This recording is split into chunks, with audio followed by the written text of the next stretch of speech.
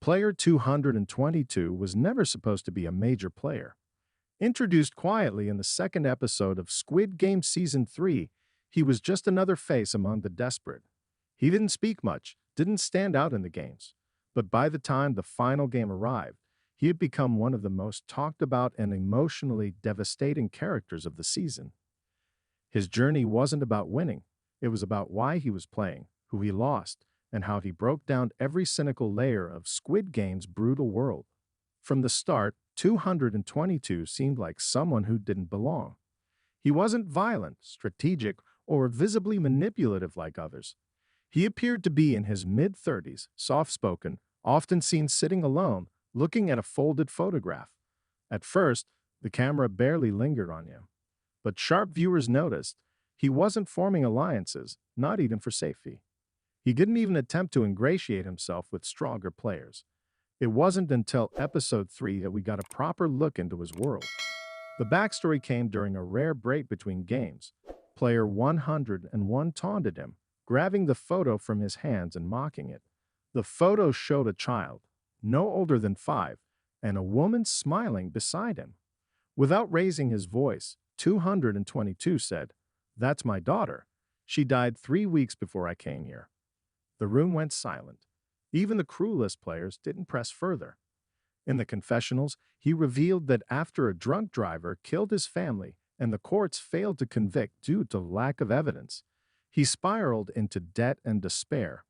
When the Squid Game recruiter found him, he said yes, not to win, but to escape. That quiet grief followed him through each round. He never initiated violence, yet always survived. In Tug of War, when a team had lost grip, 222 pulled them back with pure adrenaline. In the Maze trial, he took a hit to save a player who later betrayed him. His resilience wasn't strategic, it was subconscious.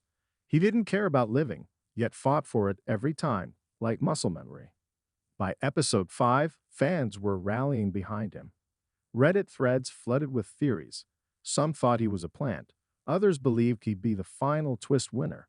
But the real heartbreak came in episode 6, the marbles game. Unlike previous seasons, this time players weren't paired with friends or allies. The twist was psychological. The guards randomly paired players based on their emotional triggers from confessional footage. Player 222 was matched with a girl no older than his daughter would have been. Player 238, a 10-year-old orphan who had lied about her age to enter the game. Their dynamic was gut-wrenching. She reminded him of his daughter. Bright, naive, hopeful. When given marbles, she had no idea how to play. 222 taught her gently, smiled for the first time, even let her win a few rounds. At one point, she asked, "If I win, can I help you leave too?" He looked at her, eyes welling up, and said, "If you win, make sure you never become like me." The rules were cruel. Only one could survive. As the timer ticked down, she handed him the last marble. "You need to win," she whispered, but he shook his head and dropped it in her hand. "You have more life to live," he said. Guards dragged him away as she screamed. The scene broke the internet. The silence in the moment, the absence of music, the minimal dialogue, it was pure, raw emotion. No flashbacks. Just a man choosing death not out of despair, but to give someone else a future. In episode 7, when the girl was asked why she kept going, she said, "Because someone believed I could." She carried 222's photo in her pocket, the same one he always held. She became a symbol, not just of survival, but of inherited hope. The final didn't bring her victory. She was eliminated in the penultimate game. But before she died, she looked into the camera and said, "Thank you, 222. I saw my dad again through you." The final moments of the season showed player 222's daughter's photo floating in the air, landing beside a growing pile of ash. What made player 222's twist so unforgettable wasn't just the sacrifice. It was the reversal of Squid Game's central theme.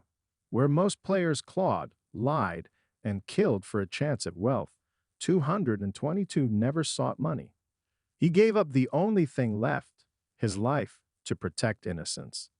In a world engineered to dehumanize, he showed mercy. In a game built on selfishness, he chose selflessness. His exit reminded everyone that even in the darkest place, love can still surface, and sometimes the smallest moments of kindness echo louder than any victory.